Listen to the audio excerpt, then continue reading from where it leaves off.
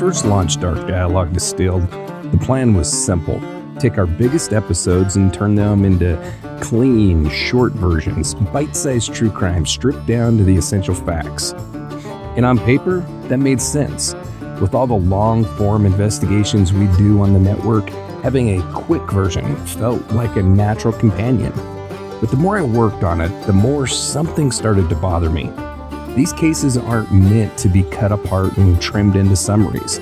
Not the ones that we've done, and not the ones we haven't touched yet. Victims don't become simpler because we choose a shorter episode length. Families don't hurt any less. The unanswered questions don't shrink.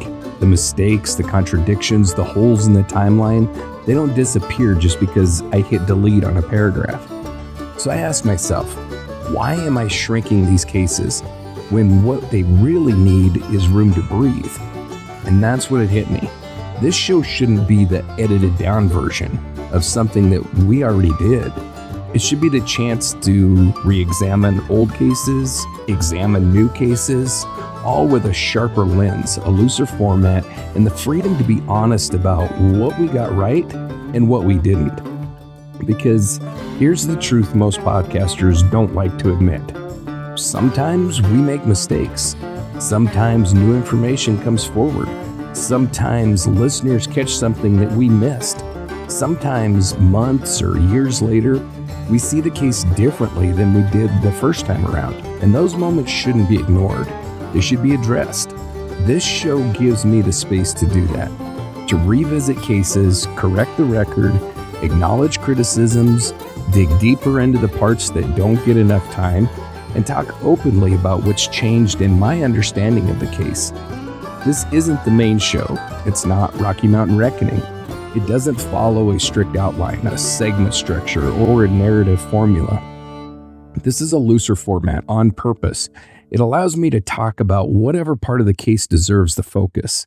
A single contradiction in the timeline, a witness statement that never sat right with me, a theory that needs dismantling, a rumor that harmed the investigation, a detail I learned after the episode aired, or a mistake I made that needs correction. This is me, one person, one mic, looking at a case exactly the way I do when the show script is closed. The production pressure is gone, and it's just the evidence, the questions, and an uncomfortable truth. Not a polished story, not a condensed recap, a distilled investigation. So if you're here for the raw analysis, the things that didn't make it into the big show, the second thoughts, the unanswered questions, and the parts of the case that still gnaw at me, welcome to the new Distilled. This is the lone researcher format. And today, we're starting with a case that has bothered me for years. One of the most baffling, frustrating, and emotionally heavy unsolved disappearances in Kentucky. The Vanishing of Brookelyn Farthing. At 4:26 in the morning, an 18-year-old from Berea, Kentucky sent a text no one ever wants to see. Please hurry, I'm scared. Not annoyed, not uncomfortable, scared. Her name was Brookelyn Farthing. Just hours earlier, she'd been doing what a lot of small-town kids do on a summer Friday. She spent the day with her family, celebrating her grandfather's birthday. That night, she went to a field party out on Red Lick Road with her sister and a cousin. Bonfire, music, friends, that kind of thing.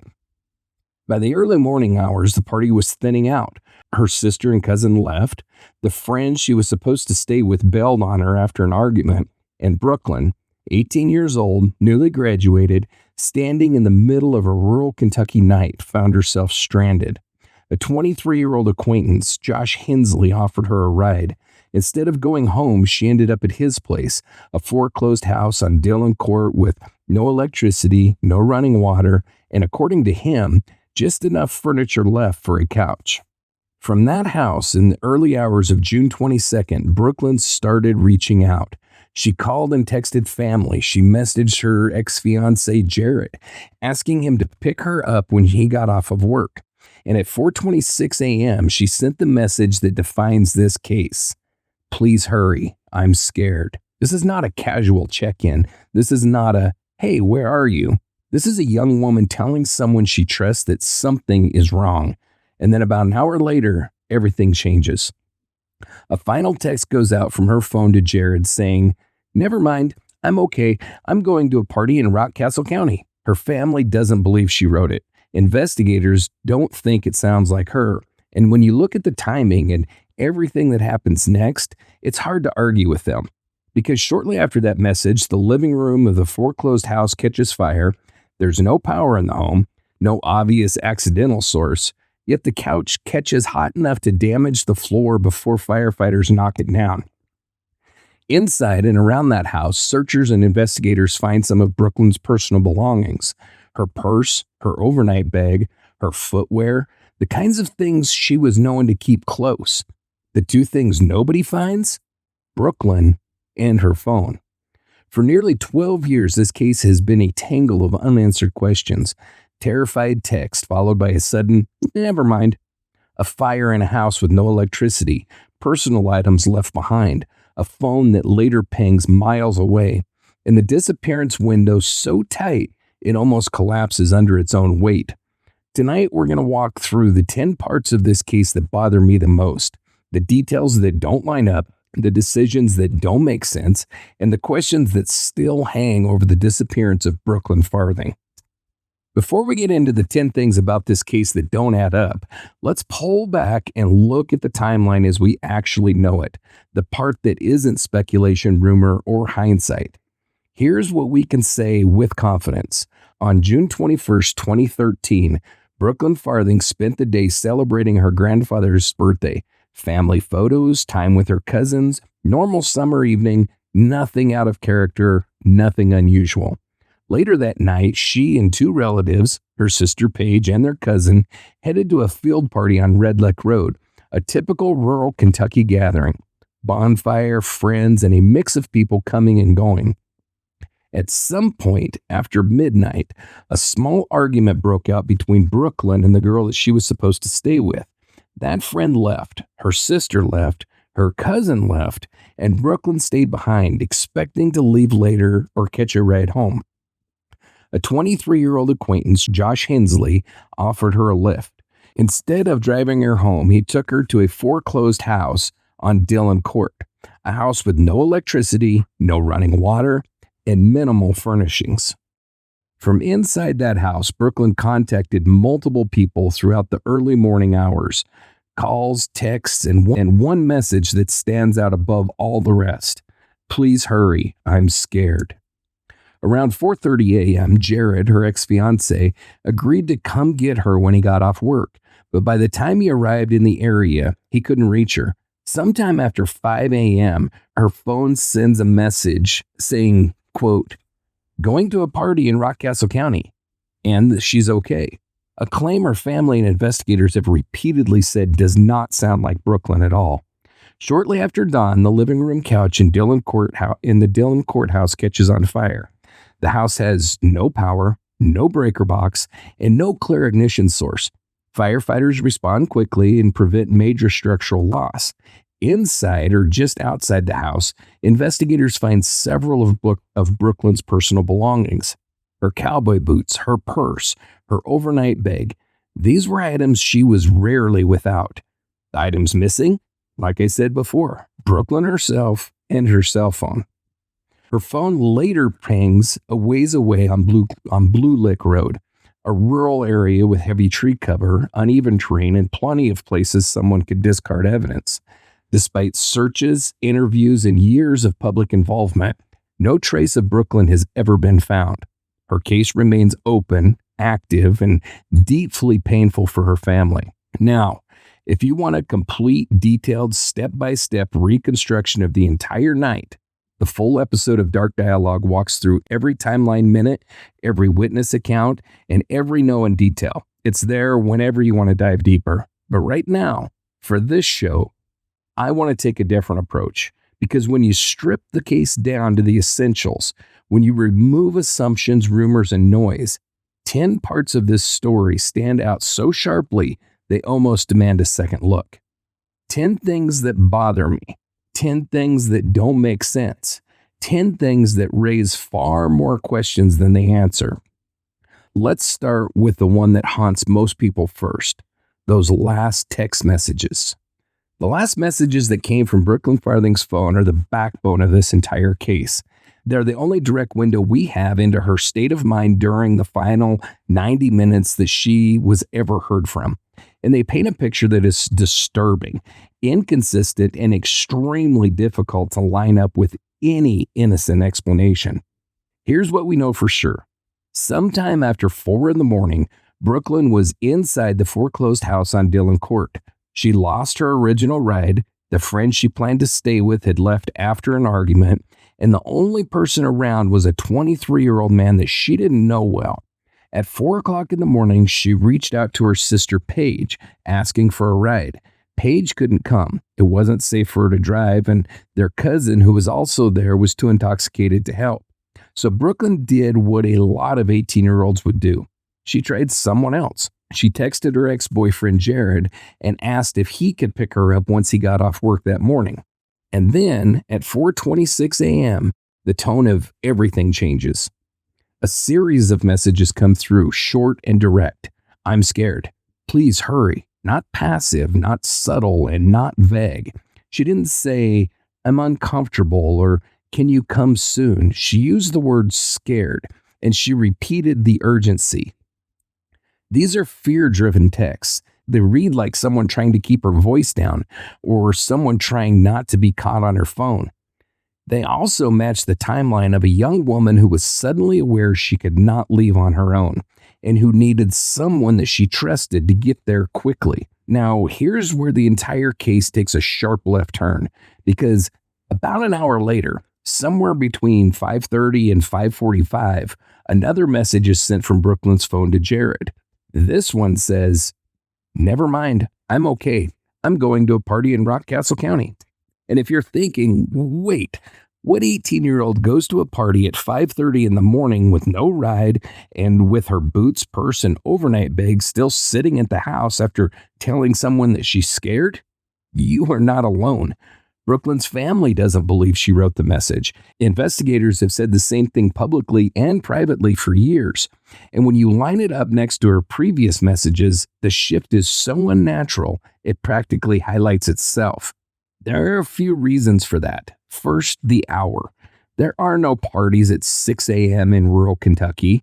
Not the kind you suddenly decide to head to with no transportation, no shoes, and your purse sitting inside the house you just left. Second, the language is out of character. Her earlier messages were tight, urgent, clipped. This one reads calm, casual, and almost rehearsed. Third, the motive. If someone wanted to buy time, if someone wanted to push away the one person who was on the way to get her, this is exactly the kind of message that you would send. And fourth, we know Brookelyn's phone went missing with her. It was never found. It later pinged miles away, long after she stopped responding.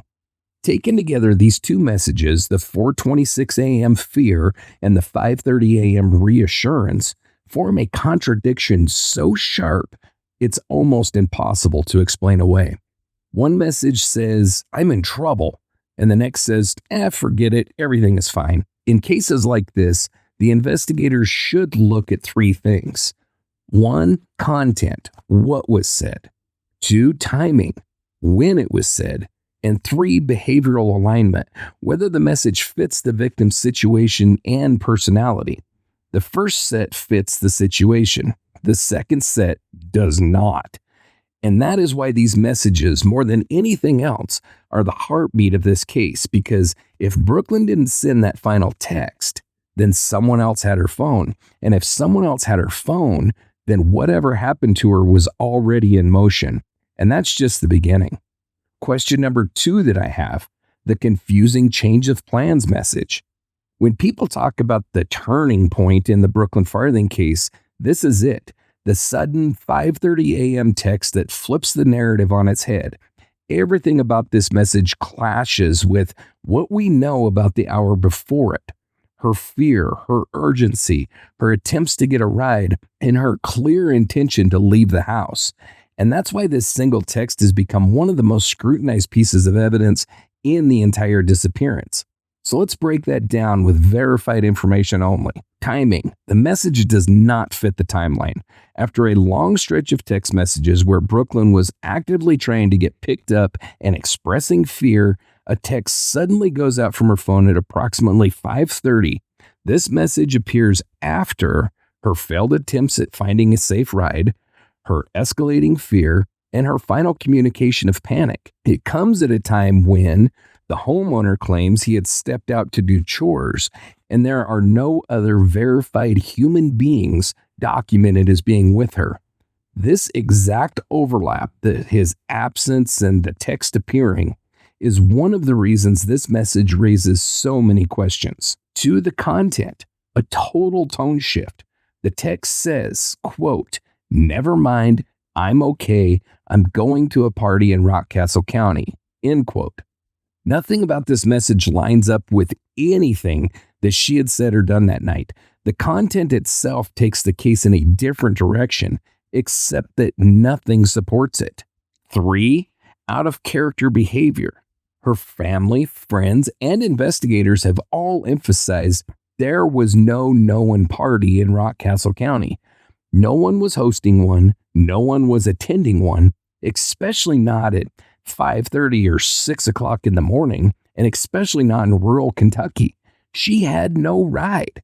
Her sister couldn't come. Her cousin was intoxicated. Her ex Jared was stuck at work until around 7 a.m. There are no calls, no texts, no arrangements, no witnesses, no posts, no camera footage, nothing showing that she left or planned to leave for another location.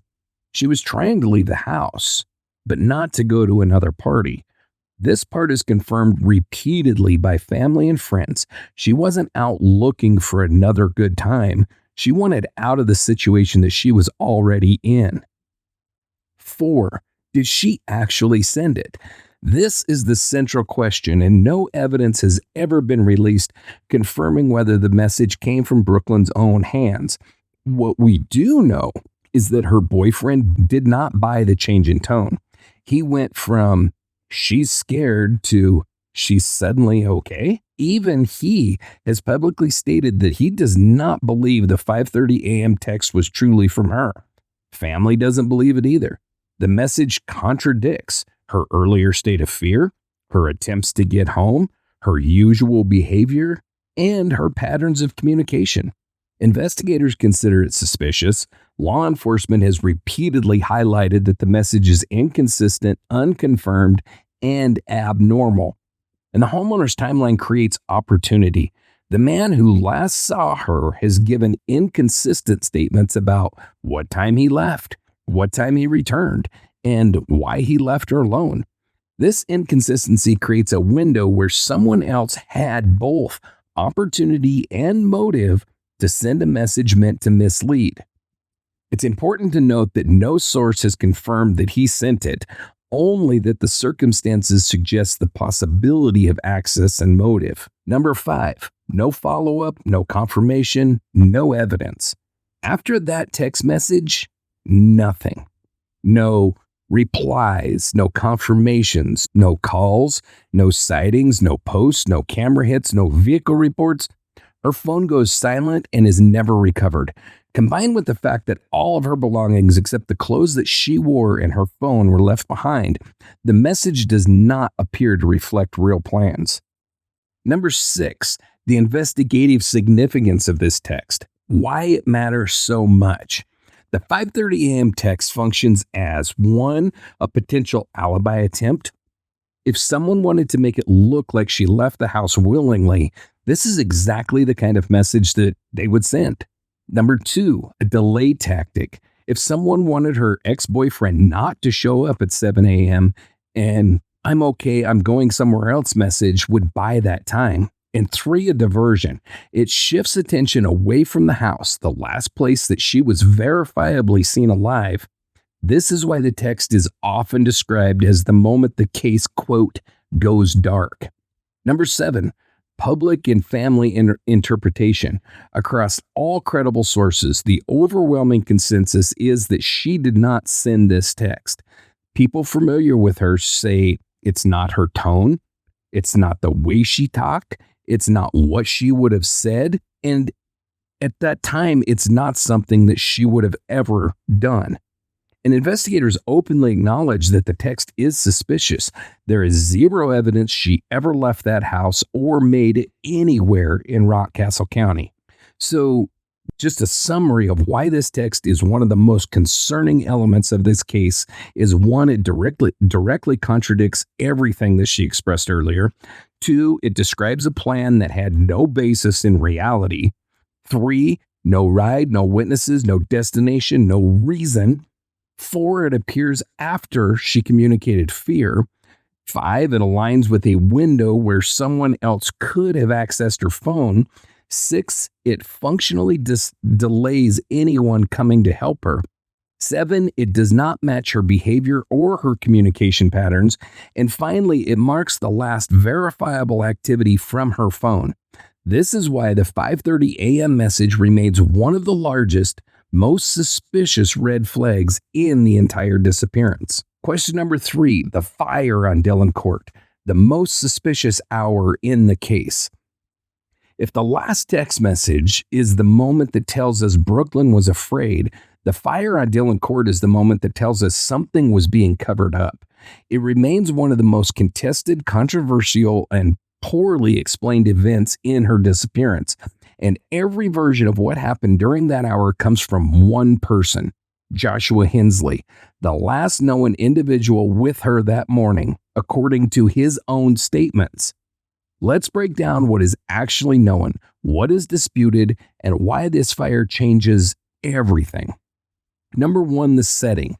A vacant house with no utilities. Hensley has been staying intermittently at a foreclosed home in Dillon Court, verified across all major reporting. There's no electricity, there's no running water, there's no active power sources. This immediately eliminates most categories of accidental fires. There were no heaters plugged in, no lamps, no appliances, no wiring failures. In a powerless house, a cigarette becomes the only ignition source Hensley has ever offered. And in my personal opinion, that explanation does not withstand scrutiny. Hensley told investigators that he left the house around 6 a.m. to feed horses at a nearby farm. He said that when he walked out the door, Brookelyn was sitting on the couch smoking a cigarette. He claims that he returned around 7 a.m. and found the couch on fire, smoke in the living room, Brookelyn gone, her phone missing, and all of her belongings still there. But here's a critical fact. No independent evidence confirms that she ever left the house alive. Nothing corroborates his story. No witnesses, no video, no vehicle sightings, no footprints, no confirmed phone movement, no calls or texts after that time. All we know for sure is that at 7 a.m., Hensley reported a fire. Anything else relies entirely on his word, and in my opinion, is that his version is just simply not credible. Then we got to talk about the fire itself, how it burned, where it burned, and why it makes no sense. All documented sources agree on the physical facts. 1, the fire originated on or inside the couch. 2, it burned downward into the floorboards beneath it. And 3, it charred a focused area rather than escalating into a full house fire. And why this matters? Most accidental fires, especially cigarette fires, burn upward and behave very differently. Firefighters and investigators publicly described the fire as suspicious, not accidental, and inconsistent with a careless cigarette, because nothing in that powerless house provided a natural ignition source. And number 4, why the cigarette started it story fails Fire Science 101. Hensley said Brookelyn must have fallen asleep smoking, but this explanation collapses under factual documented fire science. Cigarette fires are extremely rare. National data shows that cigarettes account for only around 2% of residential fires in the United States. Furniture materials and fire-safe cigarette laws have made this scenario even less common. A cigarette can absolutely cause a fire, but normally only when the person is asleep or impaired by substances or is unaware of the smoldering, or is somehow trapped in an enclosed, highly flammable setup. Brooklyn's documented behavior, texting urgently and repeatedly, trying to leave, does not match that scenario. Then we got to talk about the smolder timeline, why the fire could not have happened the way Hensley described. A cigarette does not immediately ignite a couch. Fire science testing shows that it first goes into what's known as the smoldering phase. And smoldering typically lasts 20 minutes to several hours. The normal range is anywhere between 30 and 60 minutes. Some burn tests show up to 89 minutes before flame. Smoke is usually always visible during the smoldering phase. And then it goes into the flaming phase. Once the material heats up enough, open flame can appear within minutes, but only after that long smoldering period. To accept Hensley's story, all of this must be true. 1, Brookelyn started smoking, which is not a known habit of hers. 2, she fell asleep instantly in the house where she already felt unsafe. 3, the cigarette fell perfectly into a smolder-friendly cavity. 4, it smoldered for a long period with no visible smoke noticed. And 5, it transitioned to a flame strong enough to burn through the couch and into the floor, all within approximately a 60-minute window that Hensley claims he was gone. This sequence is not consistent with standard smolder behavior, burn patterns, oxygen presence, furniture composition, or the time available. Fire-safe cigarettes make it even less likely. By 2010, all U.S. cigarettes were legally required to be fire-safe. They are designed to self-extinguish when left unattended. All of this combined makes the cigarette theory scientifically improbable. And again, it's my opinion. Based on fire science and timeline analysis, Hensley's explanation does not match reality. Number 6, the destroyed evidence, the couch left outside. One of the biggest failures in this case is that the burned couch was removed from the house and left outdoors for weeks. Rain, humidity, insects, and handling contaminated or erased possible accelerant residues, blood evidence, hair and fibers, transferred DNA, impact traces, burn patterns, tool marks, etc., etc., etc. We have no public evidence that a full accelerant analysis was ever completed before the couch was exposed to the elements. This decision may have permanently erased the most important physical evidence in the case. Number 7, why this fire is the central red flag. This fire is not a side detail. It is the moment the story changes. What we know for certain is that the fire began where Brookelyn was last claimed to be alive. It happened during the same hour that Hensley's story places her disappearance. The house had no natural ignition sources. The burn pattern is incompatible with a typical cigarette fire. Her belongings were still inside. The only account placing her at the house is Hensley's, and it is unverified and absolutely unsupported. And in my personal opinion, this fire looks like an attempt to destroy evidence. Whoever set that couch on fire wanted whatever happened on it or near it to disappear forever. Question number 4, the personal belongings left behind and what they really tell us. If the fire is the moment this case turns suspicious, the abandoned belongings are the moment it becomes absolutely impossible to believe Brookelyn left of her own free will. Everything left behind inside that house tells a story, one that directly contradicts the idea of a voluntary departure. Let's break down what we actually know. Number 1, what was left behind? Every credible source agrees almost everything Brookelyn would never leave without was found inside the Dillon courthouse, including her cowboy boots. These were the boots she was wearing that night. Multiple sources placed them either inside the home or left right outside on the porch. And Brookelyn was not the kind of person to walk anywhere barefoot at 5:30 in the morning. Her purse and wallet. Her purse, wallet, ID, and bank cards were all found at the scene. No voluntary trip to another party, another house, or anywhere else makes sense without them being taken with her. Her overnight bag or duffel. She brought a bag containing clothes and toiletries for the night. That bag was left untouched. Other items, various small personal items were also present, like toothbrush, makeup, hygiene items, phone charger, keys. This is important because it shows both that she brought items with intent to stay somewhere safe, and she did not take anything that would support leaving on foot or by car.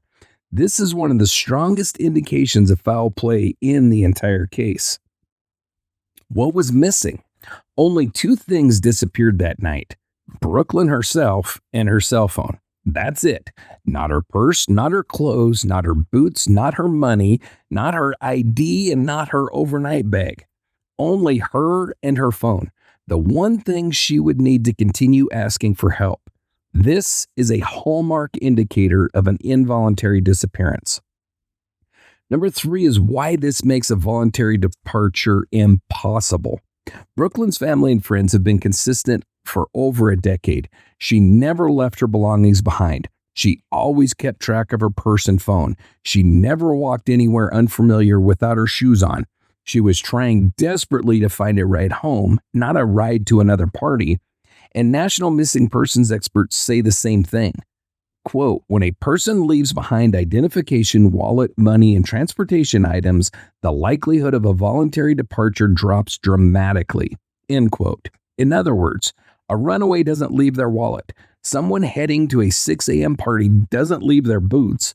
Someone leaving voluntarily takes their purse and their money, and someone walking away in fear clings to their phone. None of these things happened. Number 4, the no transportation problem. Brookelyn did not have a car keys, a ride arranged, a known friend headed to Rockcastle County, or any proof that she was planning to go anywhere at all. There is no witness, video, or physical evidence placing her walking away, riding away, getting picked up, being seen by neighbors, traveling in any direction. Her car was at another location entirely. She had no transportation and no plan for transportation. So number 5 is the investigative meaning of all this. From law enforcement's perspective, the belongings were one of the earliest and strongest red flags that something was wrong. Police have pointed to this repeatedly. Not leaving with essential items is inconsistent with voluntary behavior. Leaving only with a phone is consistent with being removed from the house by coercion or force. Her items were not disturbed, suggesting an abrupt separation. When you combine that with her frantic "I'm scared" text, the suspicious fire, the lack of witnesses, the lack of a ride, the fact that only the phone is missing, it becomes extremely difficult to accept any narrative suggesting that she walked away on her own. Number 6 is possible staging, based on the evidence, not on assumption. Some analysis and community members have suggested the belongings may have been deliberately left in place to create the illusion that she simply walked off. To be clear, there is no direct evidence proving staging, but the arrangement and the choice of what was missing versus what was left behind raise obvious questions. Why would someone frightened enough to text "I'm scared" leave her boots in a stranger's house? Why would her overnight bag be left neatly with nothing missing? Why leave money, ID? Why take only the phone, the one item needed to call for help? Nothing about these choices aligns with voluntary behavior. And in my personal opinion, the belongings left behind look staged to support the narrative that Brookelyn just left. So the bigger picture, when viewed alongside the fire and the text, the belongings become one of the clearest indicators that Brookelyn did not walk away. She did not plan to go anywhere else. Someone else controlled the circumstances of her disappearance. Everything she needed to function in the world was left behind. Everything that could connect her to the outside world, namely her phone, was taken with her. So now the 5th question that just bugs the shit out of me about this case: contradictory witness accounts. What Josh says, what others say, and what the facts simply cannot support. If there is one part of this story where the truth should be straightforward, it's the final hour before Brookelyn vanished. Instead, this is where things become the most tangled because the timeline everyone relies on, the timeline the investigation had to start with, comes entirely from one man. Josh Hensley, and his account has never been independently confirmed in any way. So let's break down what he said, what others said, and what doesn't line up. First off, Hensley's version of events, the only version that we have about that hour. Across interviews and police reports, Hensley's core statements are: he left Brookelyn alone around 6 a.m. He claims she was sitting on the couch smoking a cigarette waiting for a ride. She was fine when he walked out the door. He says she seemed anxious but told him she'd be okay until someone come to get her.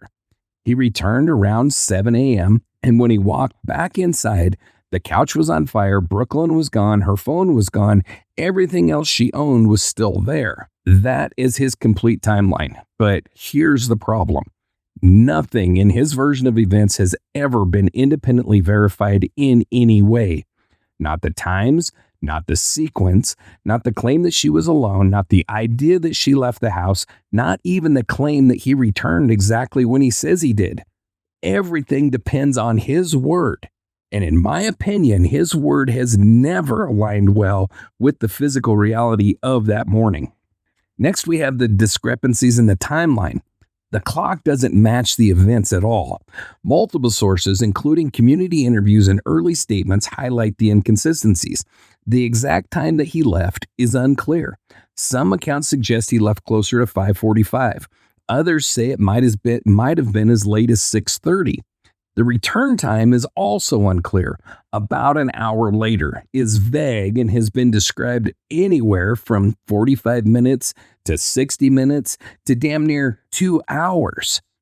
This matters because, like we said, a cigarette-caused fire needs at least 30 minutes, more likely over an hour, just to smolder.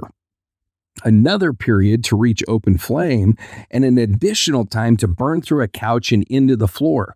That timeline is extremely tight, too tight for what he describes, and nothing about the burn pattern matches a casual 1-hour absence. Number 3, the she was alone claim. Absolutely unconfirmed. Hensley reportedly insisted she was alone in the house when I left, but this cannot be proven. No witness has ever confirmed she was alone. No neighbor saw him leave her alone. No passerby corroborated it. So the claim that no one else entered or exited during the early morning window rests entirely on what Hensley says. No witnesses, no surveillance, no corroboration. Number 4 is the family's response, the immediate skepticism. Brookelyn's family has never accepted Hensley's version of events. They've said publicly that his story never made any sense. His details have changed. His behavior afterward was evasive or inconsistent. They felt information was held back or filtered. They were not given a full, clear accounting of exactly what happened inside that house.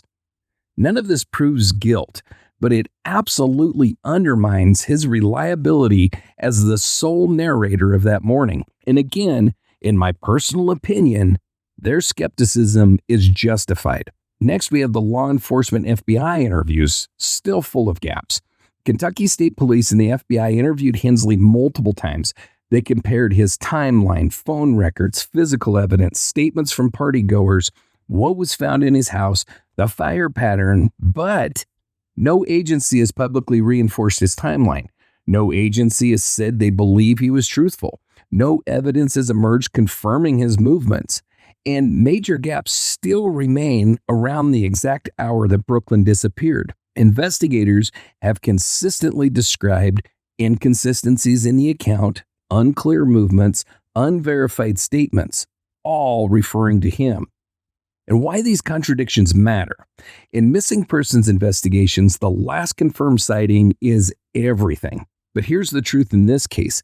Hensley claims to be the last person who saw Brookelyn alive. That's not confirmed. There is no independent witness, no digital evidence, no visual confirmation. His timeline cannot explain the fire. Fire science contradicts the speed and pattern of the burn. His version does not align with her belongings. She would never have left that house without them. His explanation contradicts her text messages. Her urgent "I'm scared" message was sent roughly an hour before he claims that she fell asleep casually on his couch. His claims contradict logic. Her boots, purse, wallet, and overnight bag were left behind. Her phone disappeared with her. None of this lines up with his narrative. So the bottom line is this.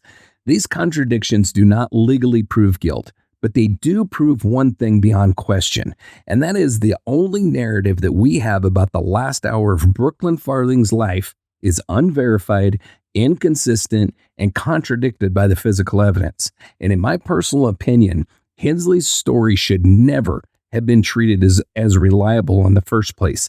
When the only eyewitness account collapses under scrutiny, the only logical conclusion is that we do not actually know what happened in that house. But what we do know is this. Whatever happened to Brookelyn did not happen because she got up and walked away. Question number 6. The phone. The ping that led nowhere. The silence that says everything. Of all the clues in this case, Brookelyn's phone should have been the one that answered the most questions. Instead, it's the one that created the biggest void. And in that void, the silence from her phone after 5:30 a.m. might be the most chilling part of the entire investigation. So let's break down what we actually know. The final message and the sharp turn in tone.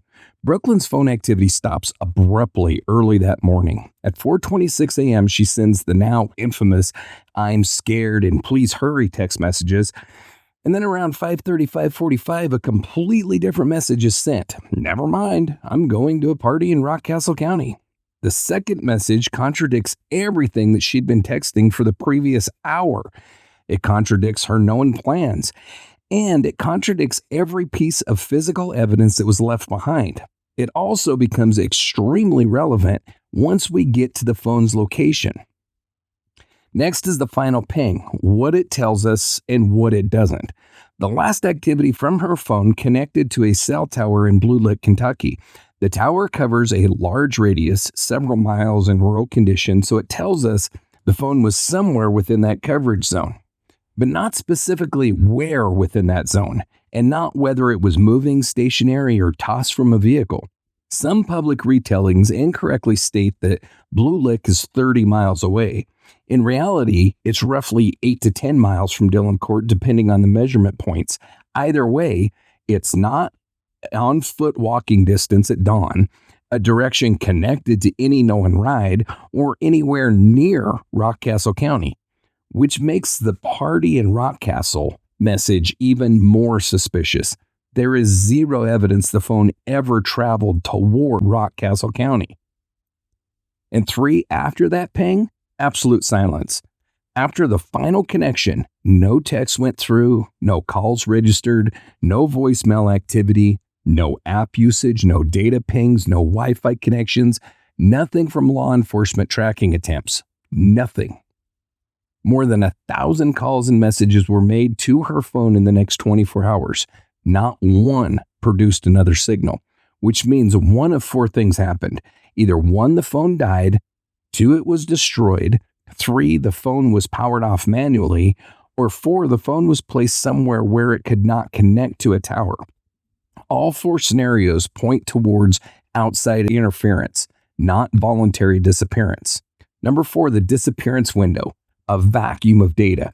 Investigators had never released the exact minute the phone stopped transmitting, whether it dropped from tower range suddenly or gradually, whether any partial data packets were received, and whether the tower registered motion or handoff attempts. So the disappearance window is not a clean timeline. It's a gap, and a dangerous one, because no cameras picked her up leaving Dillon Court, no vehicle sightings placed her anywhere, no one else saw her walking, no one saw her in Blue Lick, no witnesses confirmed she ever traveled with her phone after 5:30 a.m. The phone becomes the only thing that we can track, and it barely left a footprint. So what does the Blue Lick ping suggest about the "never mind, I'm okay" message? This is where timing becomes everything. The "I'm going to a party in Rockcastle County" text contradicts her earlier fear. It contradicts her belongings. It contradicts her known plans. It contradicts every witness who knew her. And it contradicts the actual phone ping, which placed her phone in the opposite direction. It is the single least believable message in this entire case. And in my personal opinion, it reads like it was written by someone trying to redirect attention away from Dillon Court. Someone who needed more time. Someone who wanted the people coming to get her to stop coming. So why does the phone matter so much? Because Brookelyn's phone didn't behave like a runaway's phone. It didn't behave like a phone belonging to a young woman suddenly changing her mind, and it didn't behave like a phone traveling towards another party. It behaved like a phone belonging to someone who was stopped, silenced, or prevented from reaching help, or forcibly separated from it. And then the phone was disabled, or destroyed, or hidden, or taken somewhere out of range. That is not speculation. That is what the data shows. So the bottom line is this. Brookelyn's phone provided one final text message that doesn't match anything that she said before, one final ping that doesn't match the text, and then total silence. It never connected again, it never surfaced, and it has never been recovered. In any missing persons case, that combination, a frightened message, a contradictory message, and immediate blackout, is one of the strongest indicators of foul play. And in my opinion, someone made sure her phone could never lead police back to where she really was. Question number 7. No suspect, no arrest. Why hasn't this case gone to trial? More than a decade has passed since Brookelyn Farthing vanished from Dillon Court, and yet no suspect has been publicly named, no person of interest has ever been confirmed, no indictment, no arrest, no explanation. On paper, the case remains open and active. In reality, it feels frozen. And in my personal opinion, there is absolutely no reason this case could not have gone to trial, because other no-body homicide prosecutions have moved forward on far less. And I alluded to this in the Dark Dialogue episode that covers this case. And that is one of the best comparisons is the Heather Elvis case in South Carolina. So why compare the two? Because Heather's case was successfully prosecuted with almost no physical evidence, no body, widely inconsistent witness accounts, and a timeline stitched together mostly from digital crumbs and motive theory. Brookelyn's case, by comparison, has stronger indicators of homicide. So let's break down why. Number 1, what we actually know about the Farthing case's investigative status. No public suspects. Kentucky State Police have never named anybody publicly, have never announced a person of interest, have never confirmed any prosecutable suspect, and have repeatedly interviewed the last known witness, Josh Hensley, without bringing charges. This does not mean they don't have a suspect. It means they haven't reached the prosecutorial threshold they believe they need. Case remains active. Each year, KSP makes the same statement. The investigation remains open. We continue to follow up leads, blah, blah, blah, blah, blah. The public has never been given details that show any substantial progress. So the truth about no-body prosecutions. Here is what the data actually shows. No-body murder trials have an 86% conviction rate. This is higher than the average homicide convictions. Why? Because prosecutors only take no-body cases forward when they already have overwhelming circumstantial evidence. This typically includes lies and contradictions, motive and opportunity, phone data, witness statements, timeline conflicts, provable false alibis, forensic indicators, even minor ones, and behavior inconsistent with innocence. And this is where the comparison becomes unavoidable. This is all my own personal opinion, but this is the Brookelyn Farthing versus Heather Elvis evidence strength comparison from me. The last known location, Heather Elvis was last seen when her date dropped her off at her apartment hours before the crime window and not at the scene of the suspected crime. Brookelyn Farthing was last seen inside the home where a fire broke out shortly after she vanished. Her belongings were left in that home. It is a fact that Brookelyn's last location is tighter and more incriminating than Heather's. Last known companions. Heather was last known to be communicating with Sydney Moore, having spoken to her roommate on the phone and being dropped off by her date earlier that evening. But she was not physically proven to be with Sydney Moore that night, only that she had talked to him on the phone. Brookelyn was last known to be with one person. That person, Josh Hensley. He admits that she was in his home, on his couch, minutes before the fire. No one else confirms seeing her alive after that. It is a fact that Brookelyn's last contact window is far narrower, with only one known individual. Then we have the contradictory statements.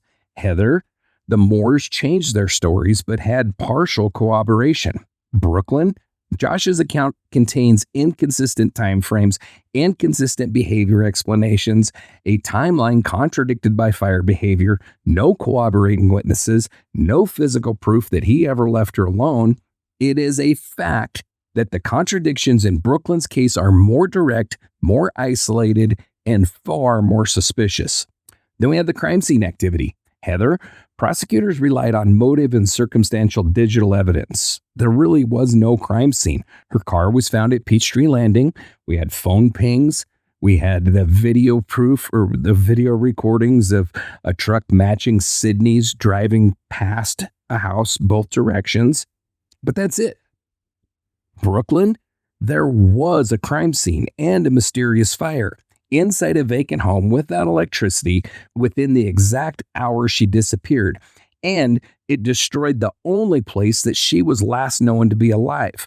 So it is also a fact that the existence of a fire as a destruction event makes Brookelyn's case more forensically stronger. Then we have the digital data. With Heather, the main evidence was cell records showing movement, calls, and motive. With Brookelyn, her texts show fear. Her last message contradicts every known fact. Her phone pinged away from where she allegedly planned to go. It was silent forever shortly after that. So it is a fact that Brookelyn's digital evidence is more suspicious, more contradictory, and more consistent with foul play. So why no arrest and no trial? The publicly disclosed reason? Prosecutors believe that they lack the, quote, smoking gun, forensic confirmation, body recovery, or direct proof of homicide. In reality, in my opinion, this case could have gone to trial years ago, because the question in nobody cases is not, where is the body? The question is, who had the last verifiable contact, exclusive access, and opportunity? In Brookelyn's case, by all publicly known information, only one person was with her. Only one person claimed she was alive. Only one person had control of the scene when she vanished. Only one person reports leaving her unsupervised, and a suspicious fire occurred in the exact hour that she disappeared. That is an evidence chain far stronger than dozens of nobody cases that have already resulted in convictions nationwide.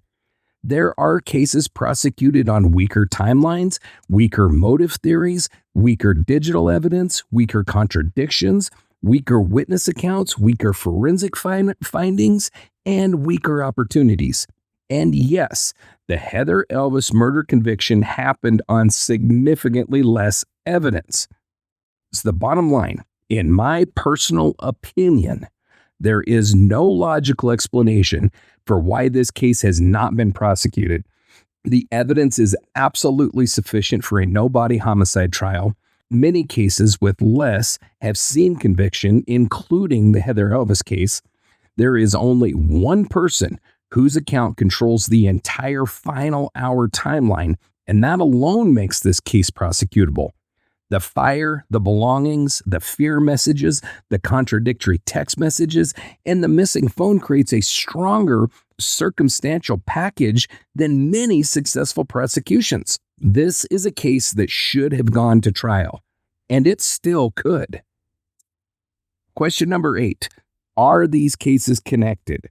There's a cluster of vanishing women in and around Madison County. When Brookelyn Farthing vanished in June of 2013, her disappearance wasn't yet part of a pattern. It was a nightmare of one, and a case that shook a family and a community.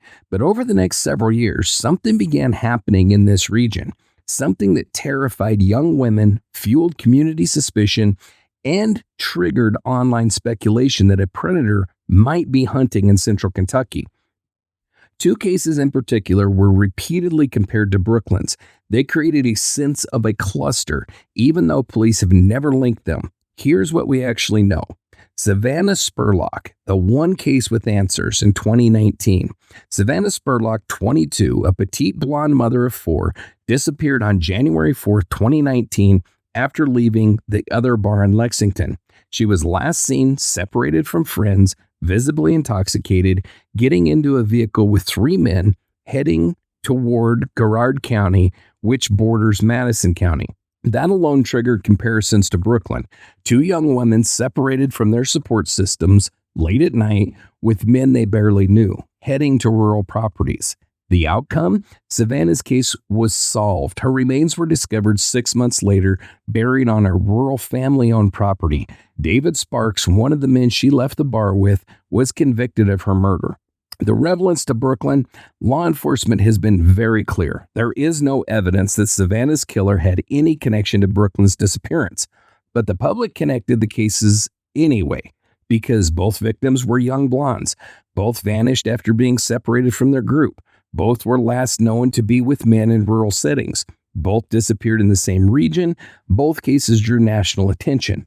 Even though Savannah's killer was caught, the fear didn't disappear because one case had an answer and one didn't.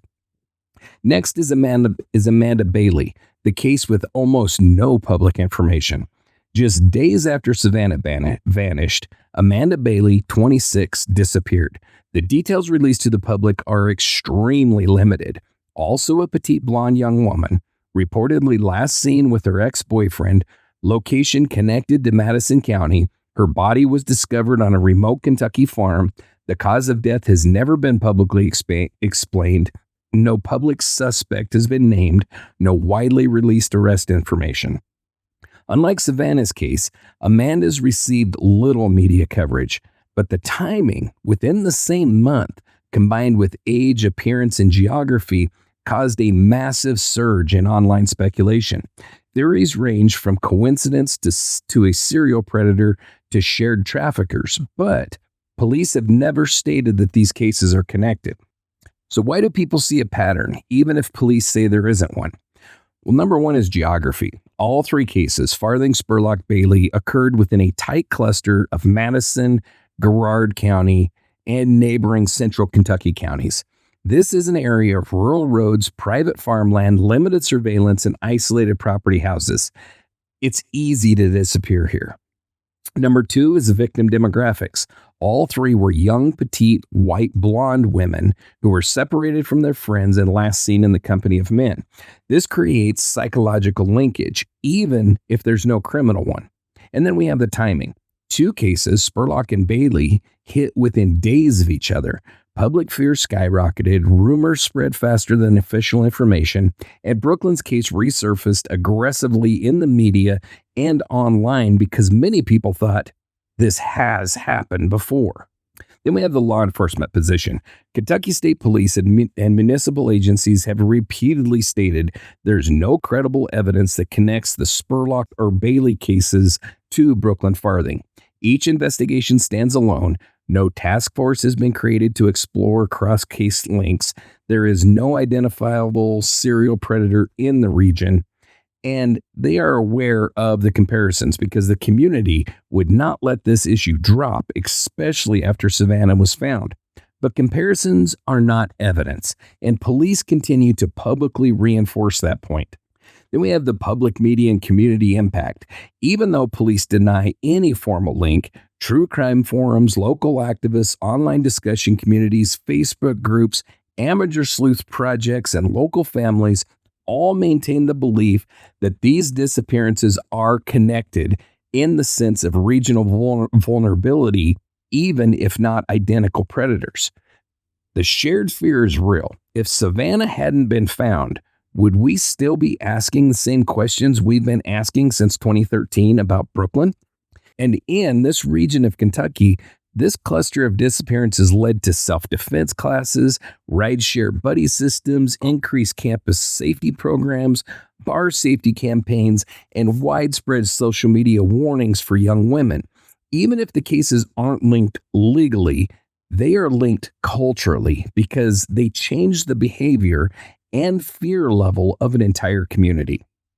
In my opinion, the Farthing, Spurlock, and Bailey cases should have triggered a broader multi-case review years ago, even if the predators are different. The pattern of how these women disappeared, isolated, vulnerable moments in rural areas with men absolutely warranted a coordinated investigation. Kentucky has charged men with far less evidence than what exists in Brookelyn's case.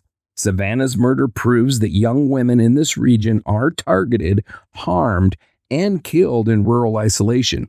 It proves the threat was not hypothetical, and in my view, that alone should have increased urgency for Brookelyn's case. When one case is solved and another goes cold, it creates a very obvious question. If Savannah had vanished in 2013 instead of 2019, would her case have gone unsolved too? Question number 9. Josh Hensley's later charges, what they reveal about his character and why they matter. Josh Hensley, the last known person to see Brookelyn Farthing alive, has never been charged in her disappearance. That is a fact. Another fact is this. Years after Brookelyn vanished, Hensley was arrested and convicted on child pornography charges. This is not rumor. This is not speculation. It is documented and confirmed by Kentucky news outlets, case archives, and the Kentucky Department of Corrections. So let's go through the fact-based breakdown of what is publicly known about this dirtbag. Hensley's arrest, unrelated to Brookelyn's case. In 2020, Josh Hensley was arrested after an investigation uncovered child pornography in his possession. The materials did not involve Brookelyn, the investigation was not connected to her disappearance, and police publicly emphasized this at the time of his arrest.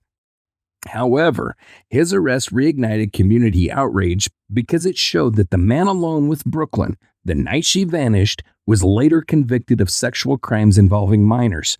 This is not speculation. This is documented. The charges, what they actually were. Hensley was charged with possession of child pornography, a felony in Kentucky. The charges were digital possession, meaning minors depicted in explicit conduct in media files. There are no names, ages, or identities because victims in childhood exploitation cases are protected. Their information is sealed nationally across all jurisdictions, and it absolutely should be. But the important fact is this.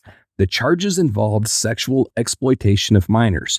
This is not a small charge. This is not a misunderstanding. This is not just a possession charge. It is a legally recognized sex offense involving minors, and he will be required to register accordingly. Hensley was convicted, and as of right now, he remains incarcerated in the Kentucky State Prison System. His exact length is not, I don't know his exact length, but his public Department of Corrections records confirm that he is incarcerated and he is a registered sex offender. He is not, at this time, a free man. So what this means for the Farthing case, fact versus interpretation. The fact is, police and prosecutors have stated repeatedly that Hensley has never been charged with Brookelyn's disappearance. He has not been publicly named a suspect. His conviction is unrelated. Those are the official positions. It is also a fact that he was the last known person to see Brookelyn alive, and his later conviction involves sexual crimes against minors. Those two truths do coexist. In my opinion, Hensley's later conviction for child sexual exploitation confirms something many people already suspected. He is a sexual predator, not just someone with a shady past, not someone who simply partied too hard that night, but a man who has demonstrated a capacity for sexual deviance and predatory behavior that aligns disturbingly well with known patterns in sexual murder offenders. This doesn't prove that he killed Brooke, but it absolutely reinforces, at least in my view, that he was the most dangerous person in her orbit that night and the only person in a position to harm her. So let's talk about how sexual predators escalate. Criminal psychologists have long documented that many sexual murderers and abductors begin with non-contact or digital sexual offenses. Child pornography possession is considered a major risk factor for future contact offenses. Predators often escalate when given opportunity, isolation, and vulnerable victims. This is not about Hensley specifically. It is about the category of crime that he was convicted of and how that category statistically relates to violent offenders. It's why the community was not shocked when Hensley was arrested on sexual exploitation charges. They were angry, but they weren't surprised. They had felt something was off with this douchebag for years. And why this matters in this case, even if police disagree with me. Brookelyn vanished, alone, isolated, in the early morning at a vacant house with a man that we now know is a convicted sexual offender, after sending messages saying, "I'm scared." And then a couch caught fire, and her phone disappeared, and she was never seen again. Regardless of police statements, this combination of facts created overwhelming public distrust, widespread belief that the wrong man went free, and an enduring sense that Brookelyn was failed by the system.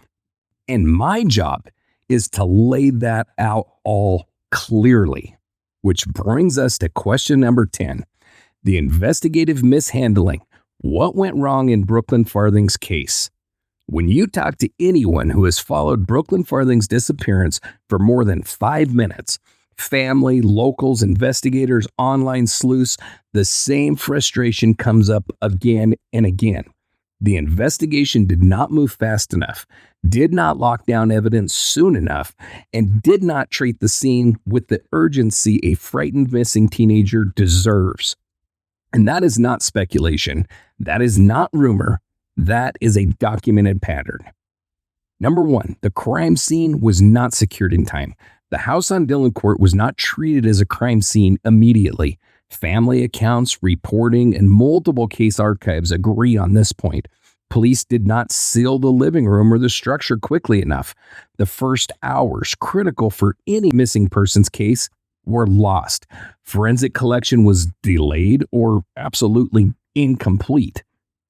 This delay meant the fire area was compromised, people moved items, the couch, which was central to the fire and central to Brookelyn's last known location, became degraded before any analysis was completed. The result? Irrecoverable loss of physical evidence. The couch was left outside for weeks. The couch, the object on fire the morning Brookelyn vanished, was removed, placed outside, reportedly exposed to weather and handling, and left there for weeks before any testing was done. This is not minor. This is catastrophic. The couch could have held blood, trace DNA, fibers, fingerprints, accelerant residue. But by the time anyone looked at it seriously, the evidence was gone or contaminated. This is widely viewed as one of the greatest investigative missteps in this entire case. Number 3, forensic opportunities were missed entirely. Multiple objects left behind by Brookelyn, her boots, her purse, her overnight bag, and other belongings were not immediately seized, logged, or tested in the early days of the investigation. Reports indicate that some items sat untouched, some were handled before forensic processing, and some items may never have been tested at all.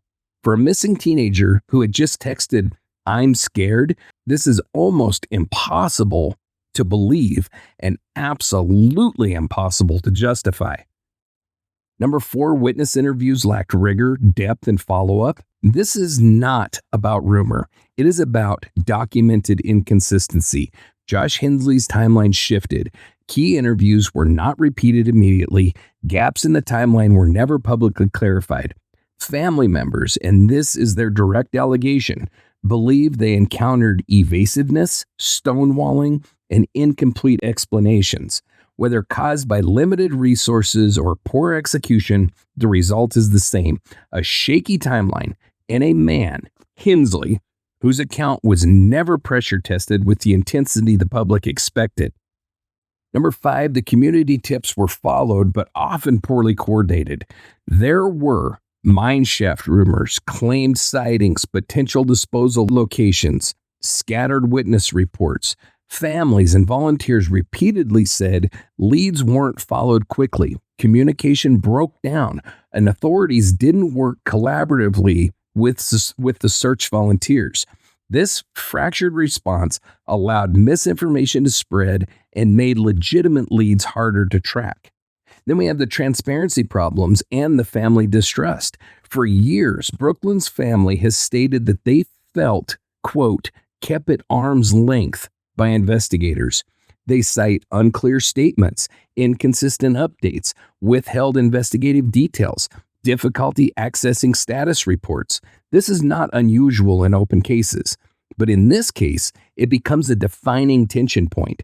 Reddit, web sleuths, and podcast communities have long criticized inconsistent messaging, the lack of public engagement, the limited press releases, and the absence of detailed investigative clarification. In short, people simply did not trust the process. Number 7 is the systemic context, Kentucky's low clearance rate. This is not only about Brookelyn's case. The state itself struggles with unsolved violent crimes. The Kentucky solve rates in 2013 are as follows. In the Louisville metro area, 45.6%. Statewide, 52 to 56%. The national average that same year was 64%. Kentucky has historically solved fewer homicides than the national average, especially in rural areas involving young women and involving little forensic evidence. Understanding this context is critical. An already under-resourced state was dealing with a complex case during a period of historically low clearance rates. In my opinion, the Brookelyn Farthing investigation failed at nearly every stage that mattered. Evidence wasn't preserved. Key interviews weren't repeated. The fire scene wasn't locked down. And the man I personally believe is responsible, Josh Hensley, was never confronted with the level of investigative pressure that this case demanded. This case had more to work with than many successful prosecuted no-body homicides.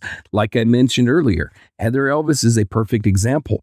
Far less physical evidence, far less clarity in the timeline, and yet that case went to trial, went to conviction, and established guilt beyond a reasonable doubt. So compare the two cases.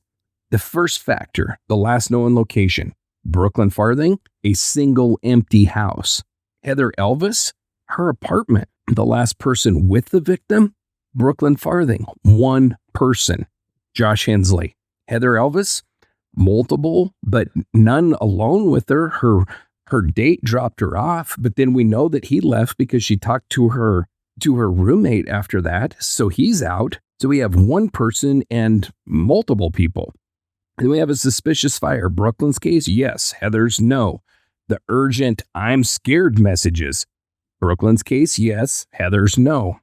Belongings left behind. Brookelyn Farthing's case, all of her belongings left behind. Heather's case, no. The victim's phone was missing. Brookelyn's case, yes. Heather's case also was missing. Timeline contradictions. Brookelyn's case, yeah, it's full of them. Heather's case, yes, but far weaker than Brookelyn's. In the physical scene, Brookelyn's case is a single controlled location. Heather's case is multiple public locations and who the hell knows where. So by comparison, Brookelyn's case is tighter, more isolated, and more focused on one key individual. Yet nothing happened. And it is my belief, as an informed commentator, that this case should have gone to the grand jury years ago. So, my final theory: what most likely happened to Brookelyn Farthing based on the evidence and on my opinion. So let's pull everything together. We've walked through the text, the fire, the belongings left behind, the phone ping, the contradictions in Josh Hensley's story, his later conviction for child sexual exploitation, the investigative failures. Now, I want to be very clear about something. What I'm about to say is my opinion. It is my interpretation of the available evidence, the timelines, the fire science, and the behavior of the one man who admits that he was alone with Brookelyn when she disappeared. Josh Hensley has never been charged in her case. He has never been named a suspect publicly. Legally, he is not guilty of anything related to Brookelyn's disappearance. But based on everything that we've just reviewed, here is what I believe most likely happened that night. Brookelyn ends up at the Dillon courthouse late at night. The foreclosed, half-moved-out home, no electricity, no water, isolated, rural, dark, a place she didn't plan to be and she didn't want to stay. She was now alone in a powerless house with a man that she doesn't know well, who has all the control. His property access, his vehicle, his rules. She starts reaching out. Texts her sister, texts her ex. I'm scared, please hurry. Everything about her messages say one thing, and that is, I want out of here. In my opinion, what happens next is not an accident, and it's not a misunderstanding. You have an isolated, powerless house, a man who years later would be convicted in a child sexual exploitation case, a young woman who is scared and trying to leave, a massive power imbalance. My belief is that Hensley made a sexual advance. Brookelyn refused, resisted, or tried to leave. The situation escalated, verbally and then physically.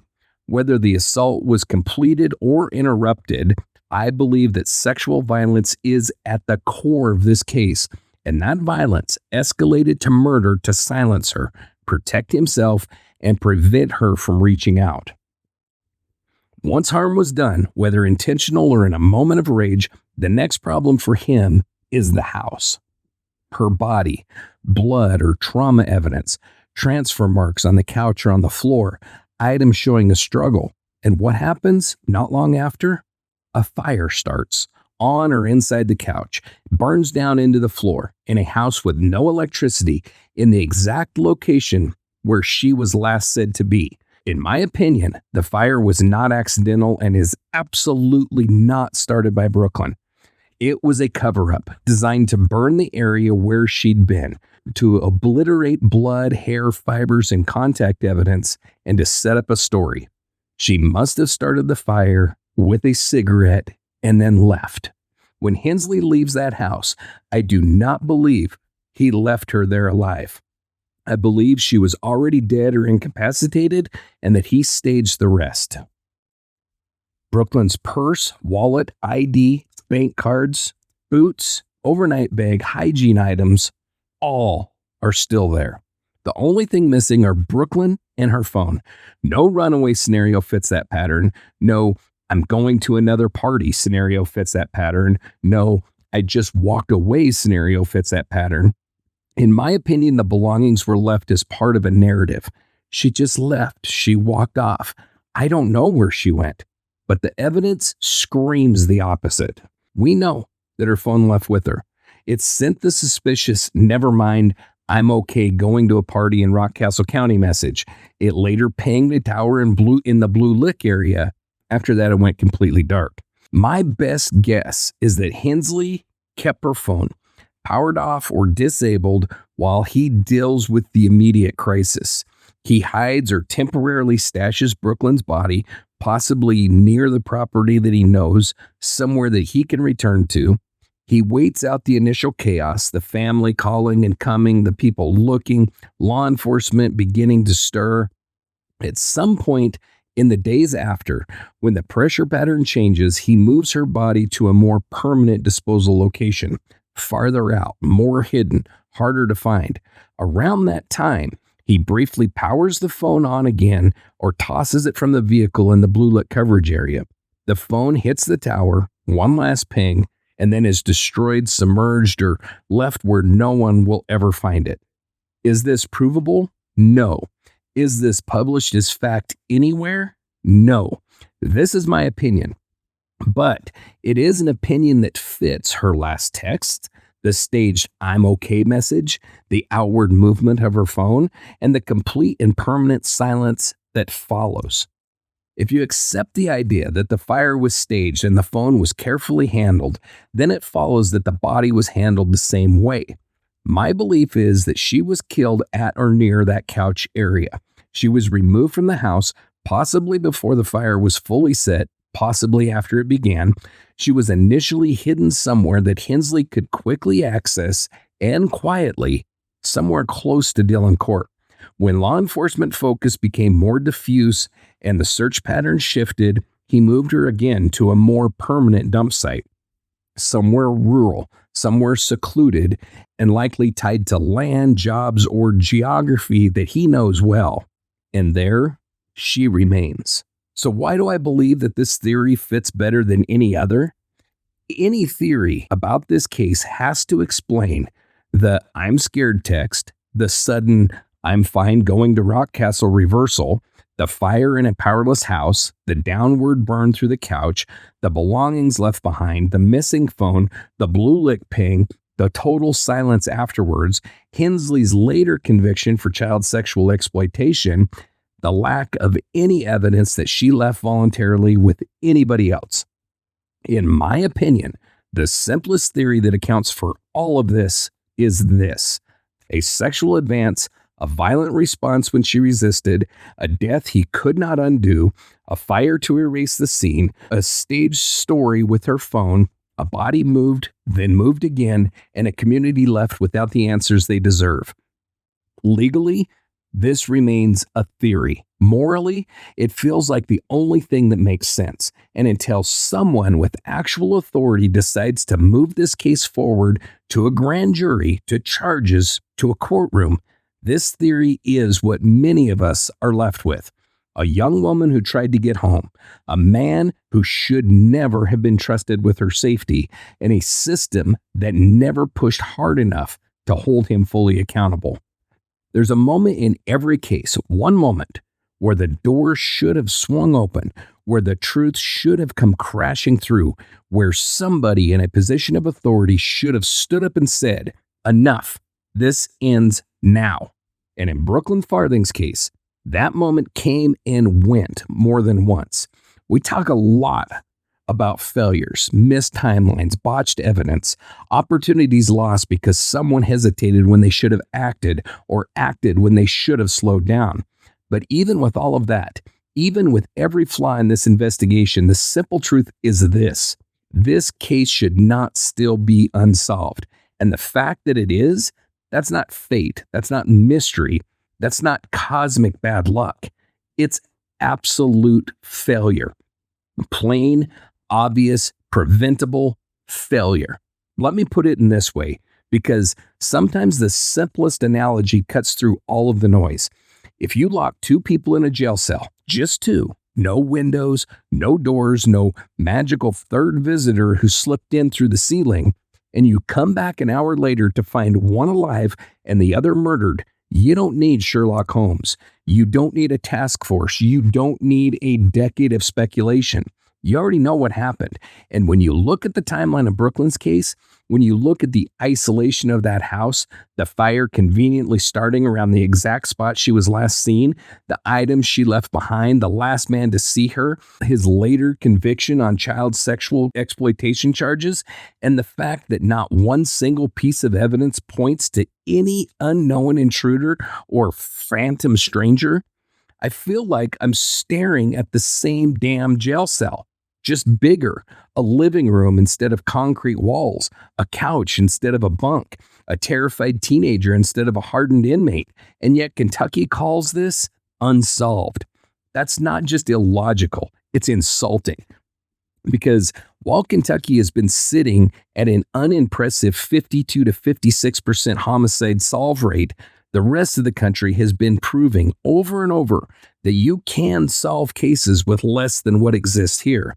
South Carolina, for example, the state that successfully prosecuted the Heather Elvis case with no body, conflicting witness statements, shaky timelines, and far less physical evidence than Brooks' case, has an 89.7% clearance rate, one of the highest in the nation.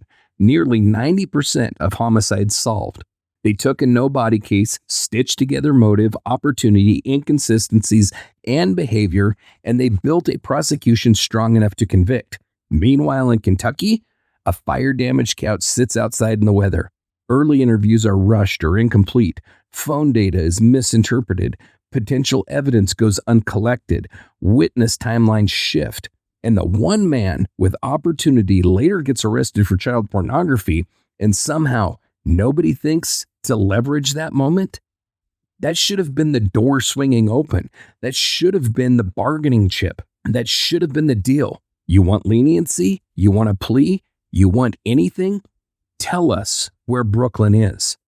Instead, the state wasted its leverage. They blew the one piece of power they had. They let the only meaningful pressure point slip through their fingers. And now, here we are, more than a decade later, with a mother still setting a place at the table that her child will never fill. And what really drives the knife deeper is this. Colorado is clearing almost 77% of homicides. Arizona is clearing 65%. Washington, D.C. has years where they recorded as high as a 91% solved. Even states with brutal crime problems, Illinois, Florida, still manage to push cases forward in situations far more chaotic and violent than this one. So no, Kentucky is not the worst, but it is nowhere near the best. And when you're talking about the disappearance of a teenager, a child, middle of the pack isn't good enough.